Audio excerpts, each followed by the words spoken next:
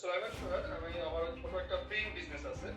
এছাড়াও আমার 25টা মেশিন দিয়ে একটা টি-শার্ট তৈরি করার মানে গার্মেন্টস তৈরি করার একটা সেটআপ আছে, যেখানে আমরা এই টি-শার্টগুলো তৈরি করি।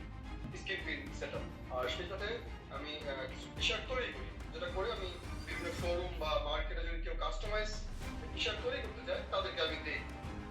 এবং বিভিন্ন কর্পোরেট অফিসগুলোও আমি তাদের যে টি-শার্টগুলো লাগে ওদের ব্র্যান্ডিং করে ওরা নিয়ে নেয় অন সেলসে দেওয়ার জন্য বা দোকানদারদেরকে গিফট করার জন্য, যে যখন ওদের লাগে এগুলো আমাদের এখানে করে নেয়। তো আমার যেখানে সমস্যা হচ্ছে যে আমার বিজনেসটা আমি প্রায় 15 বছর ধরে এই বিজনেসটা করতেছি। তো প্রথম অবস্থায় মার্কেটে আমার এই বিজনেসের কম্পিটিটর কম ছিল, তখন মোটামুটি ভালোই প্রফিট করতে পারতেছিলাম।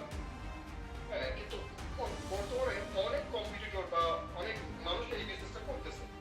তো যে কারণে আমার প্রফিটটা স্টার্ট হয়ে গেছে, আমি আর আগাইতে পারতেছি না। তো দেখা যায় যে হয় প্রাইসে মিট করতে পারতেছি না তাদের সাথে, অথবা কোয়ালিটিতে, অথবা প্রোডাকশনে।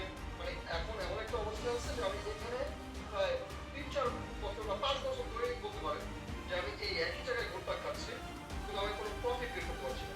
একটা লেভেলে আছে মানে খেয়ে পড়ে বা বেতন টেতন দিয়ে ওয়ার্কার স্যালারি দিয়ে একটা লেভেল থাকা যায়। কিন্তু আমি যে এখান থেকে কিছু একটা নিয়ে আমি একটু গ্রোথ বাড়াবো বা আমি একটু ভালো অন্য কিছু চিন্তা করবো, এই জায়গাটা আমার হচ্ছে না। তো এই বিষয়টা আসলে আমার মধ্যে একটু সলিউশন দরকার, যে আমি কিভাবে এখান থেকে বের হতে পারি বা কি করলে বা কি কারণে আমি এখানে আটকে